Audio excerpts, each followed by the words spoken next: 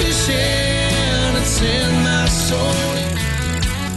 Welcome to the Salt Strong Podcast, disrupting fishing entertainment as you know it. Prepare to laugh. Prepare to get to know fishing legends in a whole new and unfiltered way. And on occasion, you might even learn a thing or two about fishing. Here's your host, Joe Simons. Like diamonds. Hello, Salt Strong Nation. Joe Simons, like diamonds. Got my bro Luke Simons, Mr. Wyatt Parcell. What's up, gents? Let's talk some fishing. Conservation time. Fish handling mistakes is the title. Fish handling mistakes. We know a few things about that because we've all kind of been guilty. I think over time, as you progress as an angler, you appreciate the fish more and you appreciate the resources more. When you're first getting started, I think not to say it's an excuse, but it's a little bit maybe easier to make some fish handling mistakes. And the reason we're doing this podcast is, one, we had a recent image that, even though it was only out there for less than 24 hours, it did get shared and it made us look bad.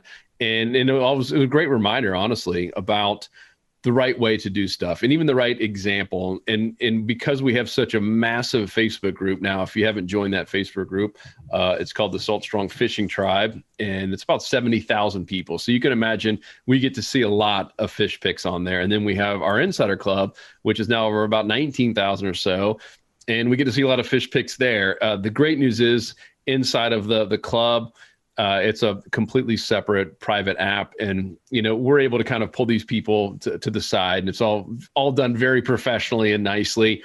Whereas Facebook, people just start bashing and I don't know, maybe there's some pros to that. But no one likes to be, called out or singled out or called an idiot. There's a right way and a wrong way to do it. And especially knowing that we all started somewhere. We've all made a mistake. We've all I've had it on camera. A fish accidentally, drop or slip out of your hands. That's horrible, clearly. But there's also some horrible things that are kind of in our control in terms of how we pick up these fish and how we hold these fish for picture, how we're ripping fish out of the water, by their gills or by their lip, or holding these massive fish up. Just in ways that doesn't support them or help them at all, and in some cases could literally kill them. And we did a study, or no, we didn't do a study. We talked about a study and referenced a study, about snook here in Florida, and it was shocking. I'm talking about millions of snook a year are basically dying because they're getting mishandled by people, and that doesn't mean they're all just floating upside down the second you release them. A lot of times it's because we've mishandled them, either broken their jaw, they can't eat, or they're just so weak they just get destroyed by a dolphin or a shark shortly after we release it. And some of that it's bound to happen, but there's a lot of it that is avoidable. So that's what this podcast is all about, is the right way and the wrong way. We'll also talk a little bit about, Luke, we had the gentleman on from Texas A&M, who's probably the leading kind of, science-based, I guess he's a marine biologist. Yeah, he's done legit studies on catch and release fishing, and not only just catch and release fishing, but on inshore saltwater fish. Like sea trout was I believe the main focus. Yeah. And so he studied, he literally did studies where they would purposely, obviously this was a study for science, but they would actually wipe the slime off the fish, put them in a tank, and watch them for weeks to see how they do. They would again try different different hook placements. When they catch them, put them in the tank and watch to see how they do. This wasn't watch to see if they swam away or not. It was literally track them for multiple weeks to see how they recover. And I learned a ton from that. And I guess we'll just talk about that. Ironically, and we are not saying that you should rub fish slime off of fish. I want to say that first and foremost. However, on their studies, and every time they did this, the fish slime was not, everyone always thinks just because maybe our grandfather told us that, or someone said something, they're going to grow parasites and it just kills them. It actually didn't. And out of all the things they were testing on proper catch and release, the fish slime was almost hardly even recognizable as something that even came into play on killing them. Yep. They basically all grew it back. And so that wasn't the issue. The issue was all really around the mouth. And obviously, with trout is a little bit different because they were doing mostly kind of in the slot trout. But as soon as you start getting these bigger fish, it's when you start holding them up, by their lips or by their gills up vertically versus, holding them up and supporting their belly. That was a bigger issue than the slime by far. But the biggest one was the mouth. So you want to talk about that real quick? The gills. Yeah, I'm just saying anywhere in here, not so much the slime or the tail or anything else. So you said the biggest one by far was the gills itself, because that's obviously what they use to get oxygen in their blood. If they don't get oxygen in their system, they will not live. And not only gills, but just gut hooking fish. Had the biggest ratio of fish that died. It was almost all of them. Like when a trout gets gut hooked, like if you're using a J hook with cut bait, or you give a kid out a fishing rod, put a shrimp on it with a J hook, they're obviously not going to be paying attention, and they're probably playing with some shrimp in the live well or something, and all of a sudden a trout eats it and they don't know, and the trout will swallow the hook. That trout, if it's hooked deep, it was like a 99% mortality rate. So like that's the thing that's on us that Joe mentioned before, that's very preventable. It's if you're going to not be paying attention with like a natural bait, use a circle hook. It'll very rarely, sometimes circle hooks will gut a fish, but it's rare. So just the equipment we're using and just paying attention, just those two things alone can prevent a lot of the mortality. Yep. And then Wyatt, number one. Wyatt, talk about something else with equipment in terms of hooks. Yeah. So, I mean, a big thing with trout is we know that they have such fragile anatomy, throughout their entire body, but their face and their mouth and their gills are not as strong as redfish or, even snook. And using single inline hooks, and I've started doing this with my topwaters. Luke, I'm going to credit you for this one. You're the one that got me turned on to the single inlines, but having one hook point where you're getting a solid connection with a fish is much better than 6 that, are liable to tear loose because they don't have, great connections.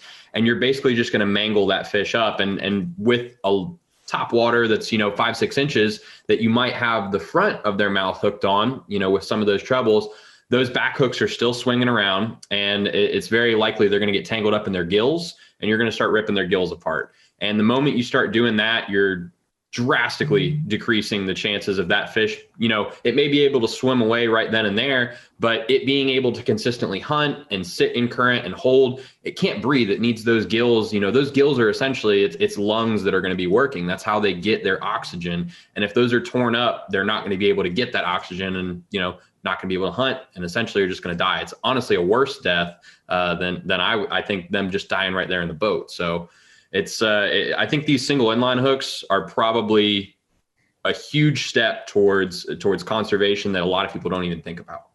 Yeah, and the treble hooks in general, it just slows the entire process down, regardless if it's hooked in their gills or way down in their throat.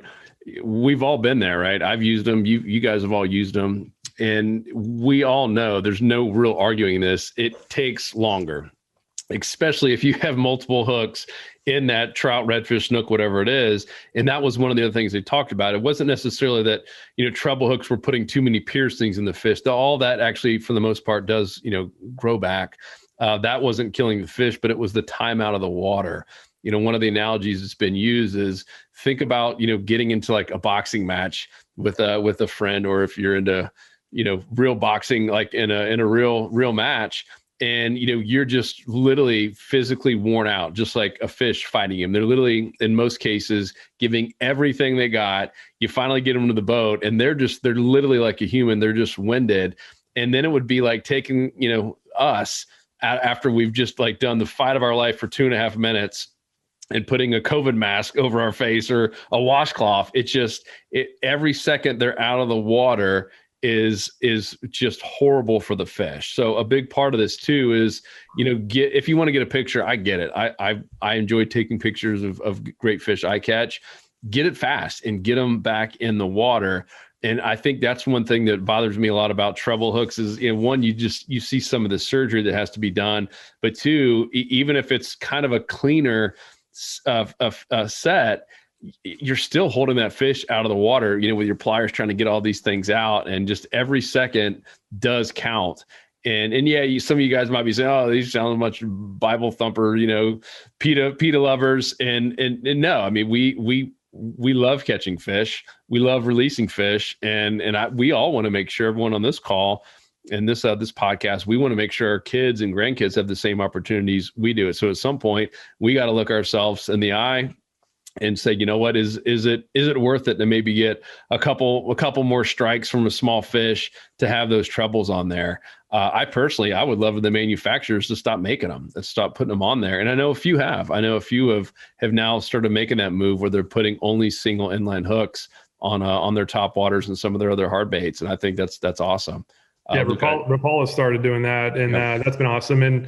And so I switched over. I started doing like some testing with those single inline hooks versus trebles like a year ago, maybe a little bit over a year, and was actually very surprised. So when I first started, I was like, okay, I just wonder how many less fish I'm going to catch as far as like the strike to catch ratio. To me, it was a foregone conclusion that I was going to go down. But what surprised me is that I really did not see a decrease in the amount of overall fish I caught. The only difference that I saw, and actually that biologist from Texas, he was doing some testing on this as well, and he said the same thing, that the average size, so the fish I do miss, they're small ones. So I missed the small ones, like if a 10-inch trout or a ladyfish, I've had multiple cases where a ladyfish is popping out at the top water and they keep missing. And then unfortunately, because the treble hooks will often just catch them on the side, or they'll snag them at least. But then a bigger fish, I've caught a lot of good snook and redfish doing this. They'll hear the commotion and they'll come up to see what's going on, and they'll steal. In their mind, they're stealing an easy bait from this ladyfish. And when a big fish eats it, they actually grab the lure. And even though you have 2 points instead of 6, a point's going to find pay dirt when the fish actually gets it in their mouth. And so and then once I do have a fish hooked, the amount of fish that I lose with single hooks is less than, shockingly, than trebles. And I guess the theory or the science behind it that I've heard, I have no way to prove it, but is it's just your hook set power when you're only using the inline hook. So you have 2 hooks, assuming that you have two different hooks on there, so you have 2 points. So all of your hook set power goes to a maximum of 2 points. Most of the time, one connects.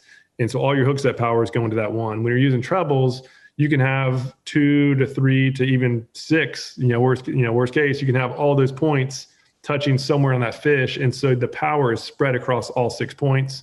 So you're not going to get as good of a hook penetration, long story short. So now I literally have switched all of my hard plugs to inline hooks. I do not use any trebles.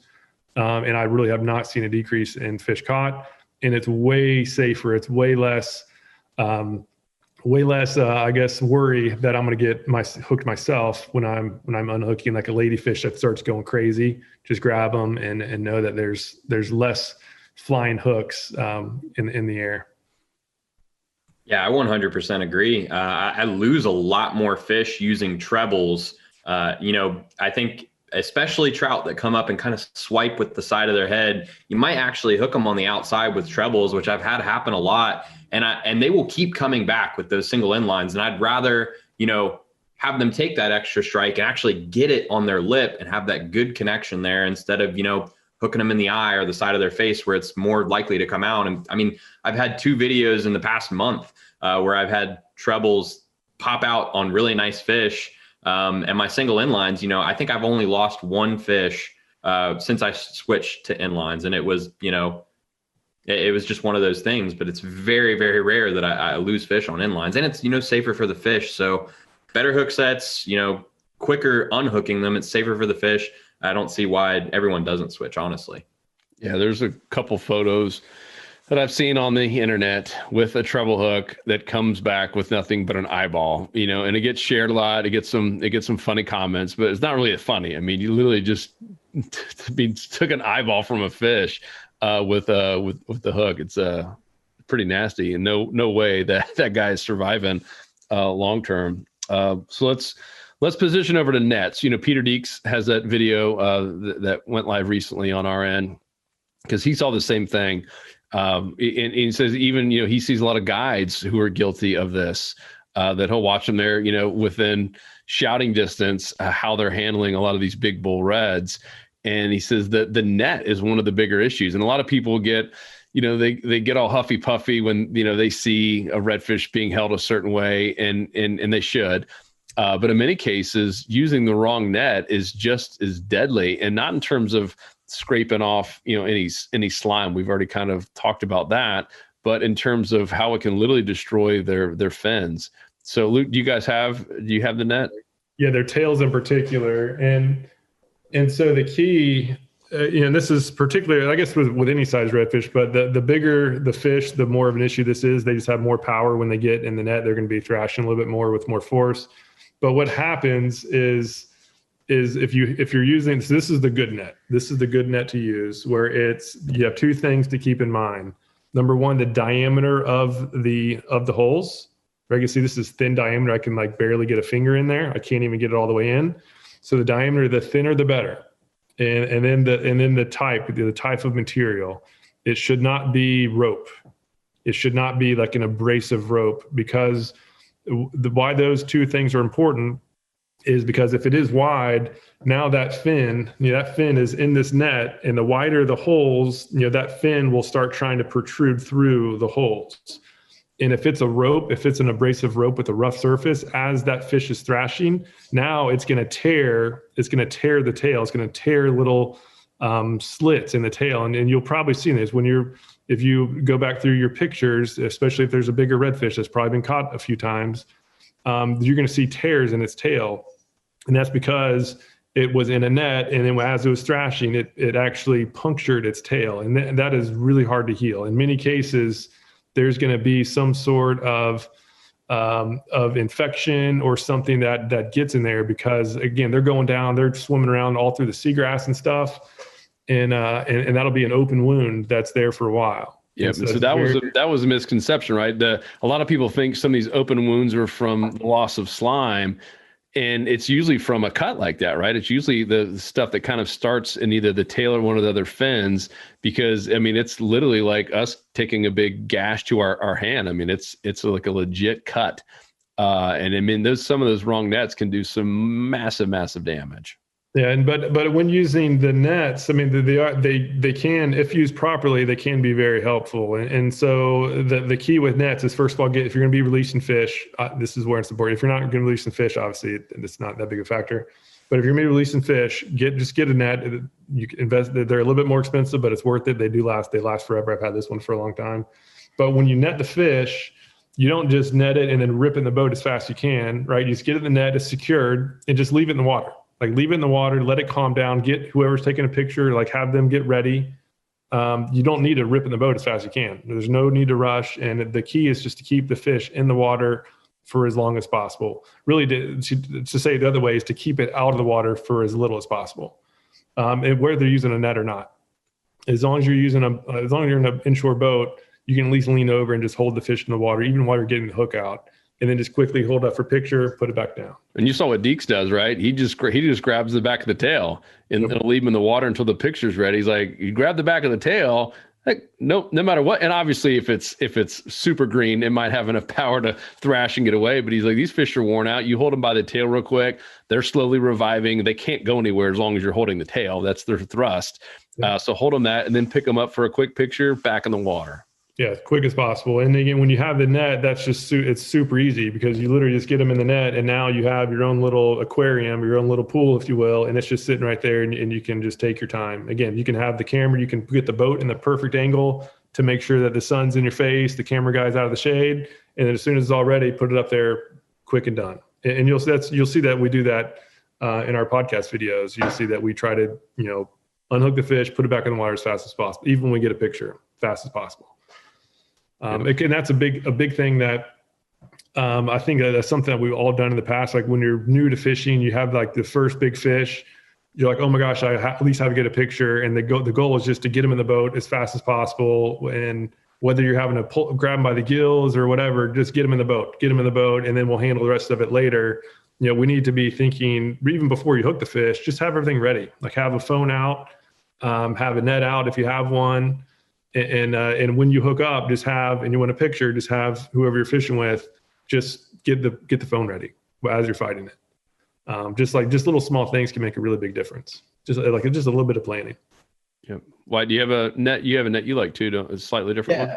Yeah. So the one that Luke has is probably a little bit too big for any of the kayakers that are listening to this. And I mean, maybe even if you have a small skiff that you're trying to save room in, the only problem with, I would say, probably the skiff is, you're on the boat, you're not down right next to the water. This is a Forever Last G2 net, and it's got a really nice, you can see it's really deep. So even with big fish, I can fit them in here and they're comfortable. But again, small diameter holes, as Luke was talking about, this is, I think it might even be smaller diameter than what you had, Luke. But it's that same rubber material that's not going to rub slime off the fish really easy.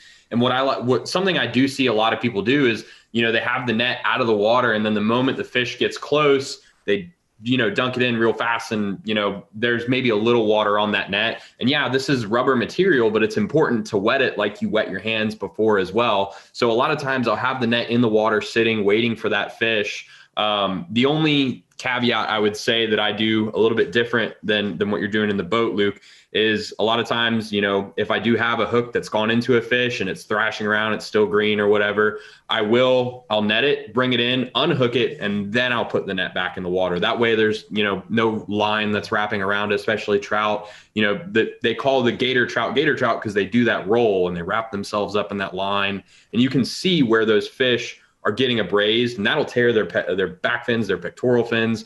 It'll cause those same punctures that we talked about if they're rolling around in that line. So the quicker you can get them unhooked and, back in the water, keep them in that net, but make sure that even if they're going to thrash around in the net, there's nothing that's going to hurt them there. That hook's not going to pop out and stab them in the face again. Things like that are really important. Just making sure that fish, even if you have it controlled in the net, is not going to injure itself any further. But yeah, I would have to say for sure, this is the most critical piece of conservation gear. A net that's got that small diameter hole, those rope nets are terrible for fish. But this one's really good for a kayak because it's got a nice short handle. The Forever Last, you can get them at like Academy, I think, for like $20. And I've had this one for, I want to say, like 2 years now. And it's still strong. It's got no holes in it whatsoever. And every fish I've ever landed in the kayak with a net has been through that. So it's held up really well. It's awesome. So let's move over to kind of just setting the right example. And this falls on us more than, than most people, because we have an audience. We have people that are looking up to us just like you do. And we have a lot of people who are watching our content every day. And so a lot of it comes down to, even if you're keeping the fish, just set a good example, right? Because I think a lot of the hate in some of these, I mean, we've all seen them on Facebook, especially, where even if you're keeping, and if those of you don't know, because a lot of people don't seem to know this, pretty much every state in the Gulf, except for Florida, you're allowed to keep one overslot redfish. You can keep it in Alabama, you keep one in Mississippi, Louisiana, and Texas. I'm 99% sure, as we're recording this, that those states you're allowed to keep at least one overslot redfish, no limit. So I think a lot of people who are in Florida or maybe on the East Coast, they see that one picture of someone who's clearly kept an overslot redfish and they freak out. And a lot of times it's because the fish is sitting there, holding it up by its gill plates and it's flared out, and you could tell the thing's just dead as a doornail. And I think one way just to set a good example is just to take a proper picture, even if you're releasing it. And some of you guys might disagree with me, but I think any time that you go on social media and put a picture of a redfish that is held incorrectly, and we learned this the hard way ourselves, is a great reminder for us. But if you're holding a redfish just like where it's basically dead or about to die, you're almost just asking for this, just hate and all kinds of crazy comments coming your way, and it ruins your day. It hurts the whole experience for everyone there. So I would just say try to set a good example. And once again, that starts with us, so that when a new angler, or maybe it's a new youngster comes in, hey, I saw Salt Strong holding it this way. No, let's teach everyone the right way to do it, which is just to support the belly at all times, even as soon as you're getting out of the water, right? I think a lot of people, they'll be holding it, and then all of a sudden they'll hold it right for the picture, and then it's back to doing it the wrong way. I mean, just always try to give it support, even if it's not some monster overslot fish. As Luke said, the number one issue is there in the gills. It's all around just the mouth region. Just try to be sensitive to that. And every time that you're handling a fish, just always try to remember that, all right, the number one way that this fish is going to die is if you're putting pliers way down its throat, or if you're putting your hands way down there, getting way up in the gills. I mean, that's going to be the number one issue that is going to, give that fish a not so good chance of surviving and thriving. But yeah, that number one issue happens before we handle it, though, right? I mean, that's really if you hook it down deep. You're not going down there unless you hook it there. But also one thing, as far as holding them right, so I think we should talk about what not to do as far as holding them right. As Joe mentioned before, you want it to be horizontal, not vertical. So support the belly. Ideally, especially the bigger ones, tail and belly is the way that is the most clear that everything's done properly. The other way is to have a gill plate. Some people do the gill plate hold, not the gills. Very, very important is to never touch the gills. There is, especially on the bigger fish, you can slide your fingers right up the gill plate, in between the gill plate and the gills, and there is a way to hold it. But if you don't do that, if you're not comfortable with it, just don't do it. Like grabbing it by the tail and the belly is the easiest and safest way. Because of that gill plate, if you're off by a little bit, now you're in there messing with the gills, and that again, damage the gills. That is way worse than rubbing off a little bit of slime. Or with a snook, you're all of a sudden in a different ballpark. Well, yeah, snook have the gill plate, but so it's best to not do that method, because again, it can work, but it's one fraction of an inch away from doing damage to the fish. So if you are going to do it, just be very, very careful. But again, the best way is to get it controlled, grab by its tail. And you can see that it was a great video by Deeks. He caught some giant, it's fun to watch. Like he literally was teaching as he was catching some giant redfish. Yeah. And you can see he grabs the tail, gets it secure. If you have control of the tail, you have control of the fish. It's not going anywhere.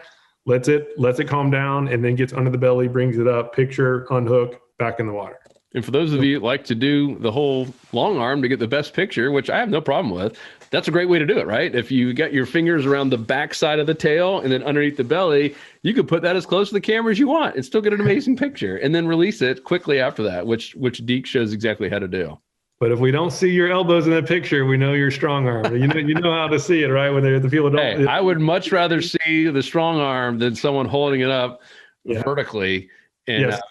That's painful to watch. Yeah. So what not to do is the vertical, as Joe said. That is again, it's not as bad as hooking it deep and damaging the fish, but it's definitely not good. Like holding it either by the gill plate vertically is not good, or by the mouth itself. Especially as they get bigger, that's a lot of pressure on their joints and ligaments that it's not designed for. It's not designed to be held vertically out of the water. Yep. Yeah, I mean, I'm not even down in Florida, but I know not to hold snook by their jaw, so they're basically hanging vertically, because you're gonna. I mean, like you said, you're putting a lot of pressure on this. I see it with redfish too, especially some of the big bulls that are caught up here in Hatteras, or the ones that are at the inlet. People will hold them by their jaws, and all they're doing is flaring that jaw out, while the weight of this massive, 40-inch redfish is all being put on those joints, and it's being put on that rib cage. Their organs are not designed to, sit vertically like that. So you're internally destroying the fish as well, outside of, basically taking away its ability to feed. So it's really important, think about how they're designed to sit in the water. Hold them that same way, and just give them that respect. You put all this effort into finding these fish, and they are amazing, and they're so fun to go after. Giving them that respect ensures that you're going to be able to go back out there, maybe not catch that same fish, but it will provide the next generation of fish. And treating that resource with respect is how, you get respect back from it. So I think it's really important. to handle that fish, like you guys said, the proper way. Yep, especially those big ones, because those are the ones who are giving birth to a lot of little ones. And I love what Dave Flad and those guys are doing there, and closer to your neck of the woods, Wyatt, with the release over 20 with the trout, because a lot of you guys who might have missed that podcast, it's not 100%, but it's pretty close, of trout over 20 inches. Are going to be the females who are going to be making more little trouts.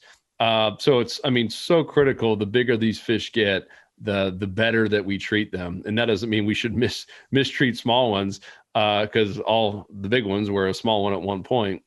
But it's just a great reminder to, if we want to catch more fish, which we all do as fishermen, anyone listening this far, I assume wants to catch more fish. The best way to do that is to have a healthy stock of fish in your area. And that starts with us.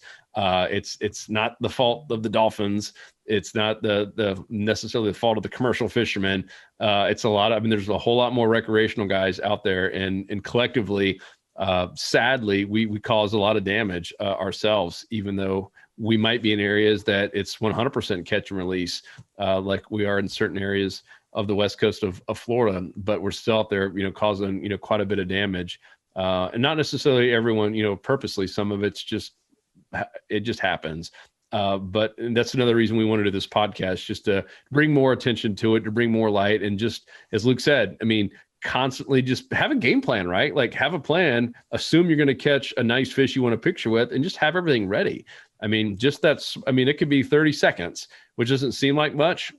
That's a long time for a fish to be out of water if it doesn't have to be, especially if it was a long fight on light gear. So just have everything ready. Replace those treble hooks. We have them on our site at fishstrong.com. You can go get the single inline hooks.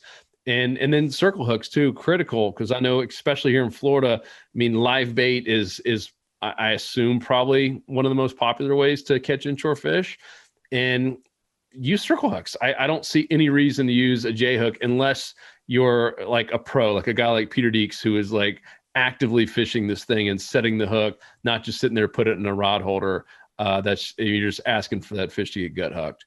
Yeah, even still, circle hooks are very, and there's two types of circle hooks. One is the inline, where the hook, the shank is directly in line. The other one's offset, where that hook point is offset a little bit. Do not use the offset. It's actually illegal if it doesn't count for refishing, because again, it's offset. That hook point needs to be totally in line. It's called an inline circle hook. That's what will have the least amount of odds of gut hooking a fish. That's what I use for cut bait. Even when I was doing tournaments, I would rig live mullet with it, and the hookup ratio is good. As long as you don't jerk the hook like a Bill Dance, setting the hook on a bass. As long as you just reel down, right? Because it's a circle hook, you don't set the hook, you just reel down, and they hook themselves. It'll hook right in the corner. It is, even with cut bait. I've been blown away. I haven't really done cut bait until fairly recently, and you can have just a chunk of bait sitting out there, put it in a rod holder. The fish set the hooks by itself, right? They grab the bait, and eventually the line will tighten down, and it gets hooked in the corner like almost every time.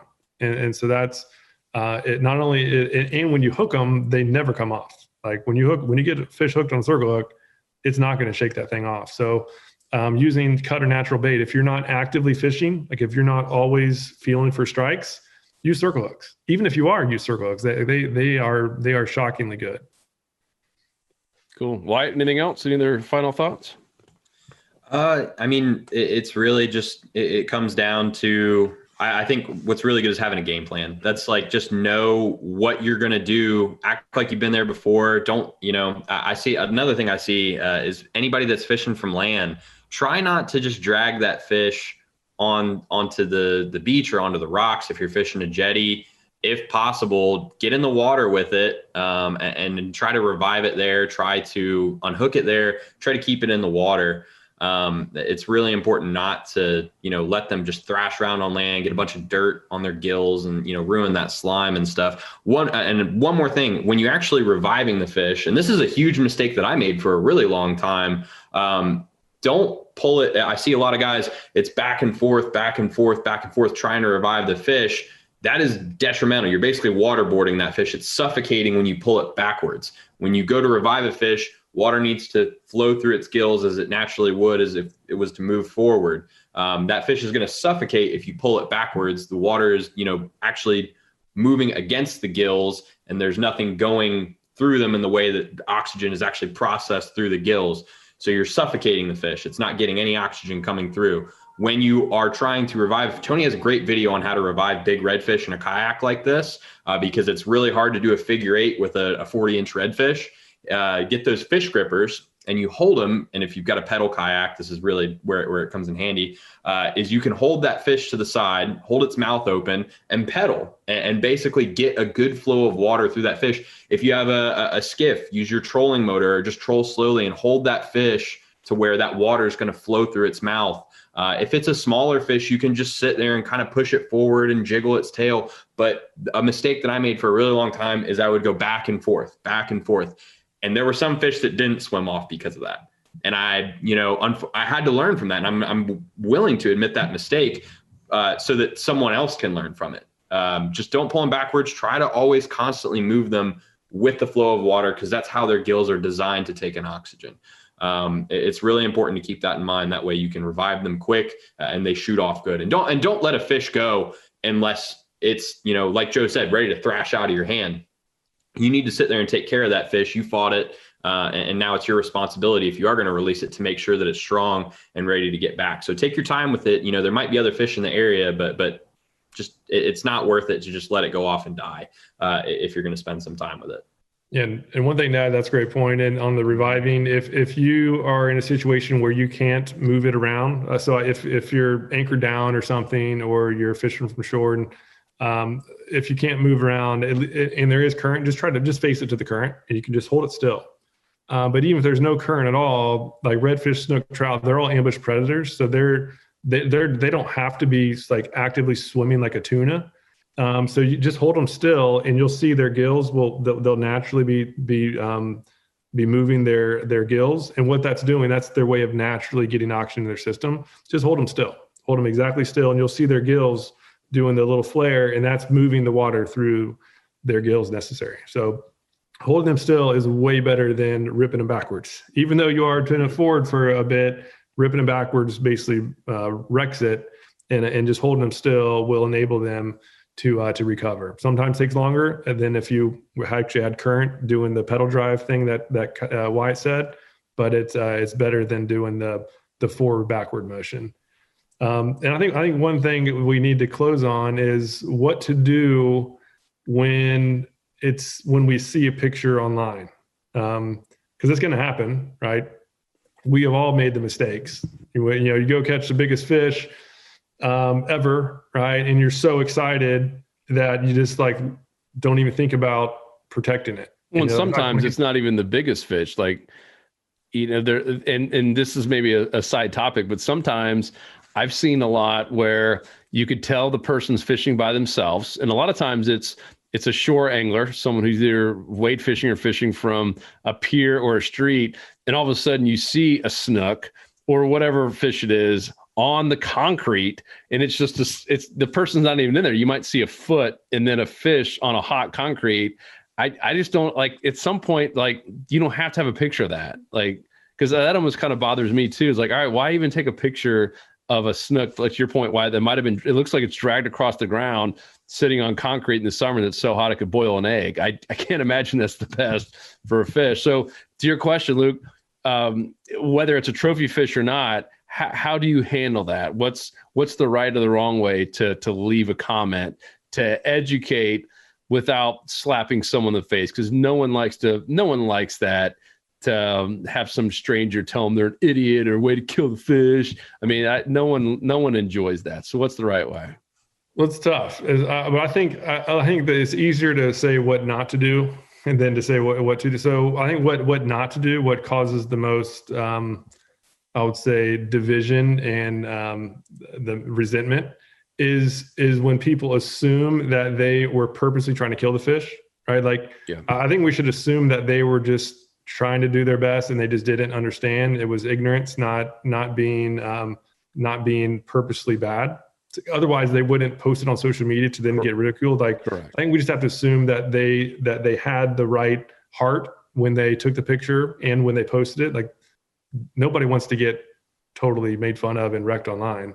So I think just leading with, I guess, that in mind, to not say, oh my gosh, you're heartless, or that's the nicest word I can think of, thinking about the words I've seen through. I mean, people get like really, really mean.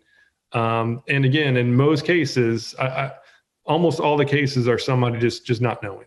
And I think it's wrong to totally demonize them because of that. It's really just about educating. I think just some nice reply, and then put a link to this video or some helpful educational article just explaining what to do and what not to do, so they can learn and they can do it better the next time. I think just doing it in a nice way is the key, is to assume they had a good heart, and then the response has that assumption in it. Yep. Yeah, I think, just saying, great fish, because, they caught a nice fish. And the reason that people are upset is because they see it's a quality fish and it's just not being handled properly and given the respect that it deserves. I think you tell them, congratulations on your catch. Maybe check out this article. And we have an article called How to Properly Land. Let me get the actual article so you can look it up. CPR, right? Yeah, how to properly land, handle, revive, and release fish. And it's literally everything we've talked about in this video with examples. If you want to know how to actually hold them by the gill plate properly, we show it in this video. Like anything that you could do wrong, we covered in this post. And if you type that in, what I just said, you'll get actual videos on how to do this properly. And I would say just link that to somebody, and don't be too pushy with it, because the moment you get aggressive with someone, they're not going to want to listen to what you have to say. Yep. And and you can just Google search, that's catch, photo, release fishing, and that'll be that. Again, it just goes through the catch, photo, release process, and even has tips on how to get good pictures, right, quickly, where you just have something set up, make sure you get the right sunlight and everything, and because it's really not hard. It just takes just a little bit of planning, and that goes a long way. Yep. Cool, gents. This was super helpful. If you guys made it this far, make sure to subscribe to us. We'll have all these show notes over at saltstrong.com/podcast, and we'll put some of the videos in there as well. And then finally, join us in the Insider Club. That is where we all spend the majority of our time helping out our members. It's really comes down to three things. It's on the water fishing tips. We now have, 400 or 500 on the water fishing tips, with more tips going up every single week. It's the stuff you can't find out there on YouTube. And then we have tackle discounts. That's been another thing that gets a lot of attention, even some proprietary tackle that you cannot get anywhere else. Only get that on the fishstrong.com site, which is our tackle store. And once again, all of our Insider members get 20% off there. And then finally, the community. I mentioned earlier, we have our private community where you can only see it if you are an Insider member. And there's new reports, localized regional reports, really from Texas all the way up to, New Jersey now is kind of our marketplace for inshore fishing. And I mean, it's like every 4 minutes, there's a new report going up. It's nuts. Like this past weekend, I was on there and I kind of caught up, because I like to go through and see what everyone's catching, regardless if they're in Texas or Florida or North Carolina. And then all of a sudden I get a notification there's more, and it's like, holy smokes. It was like every 4 minutes there was a new report, which is so cool. And I love the fact you can break it up by region. We now have people going out and doing their own little meetups in different areas, and that's been really cool to see. So you can check all that at saltstrong.com. At the top, you'll see a little button to join the Insider Club, and we'll have it in the show notes as well. So guys, anything else? Great job on this. Just take care of those fish. This is good. Just a great reminder, and just a good reminder to respect the fish, to love the fish, and know that we're all going to make some mistakes. And if you ever do see one on social media, as Luke said, no one's purposely, trying to start arguments, I don't think. So just be nice to them. Try to give them a little bit of love. Tell them great catch, and then maybe send them a link to this subliminally. Otherwise, guys, have a great week. Hope you're able to get up there and catch some fish in this cooler weather. We just got home, which is why I'm wearing a jacket in here. We were gone for a few days at the beach and came back to our house, and cold front had come through, and it was like 61 degrees inside the house, which is chilly even for me. So I have a jacket on right now. Yeah, I'm going wade fishing tomorrow with Wader Dave. Oh man, Yeah, my waders. I don't have the boots for waders, so I'm going in. I'm just going in. So we'll see. Should be fun. Love it. All right, guys. Thank you again. We will talk to you on the next episode. We out. Peace. See ya. 'Cause fishing, it's in my soul. It was passed down to me from the days of old. To find us on the water if there was a way. It's been said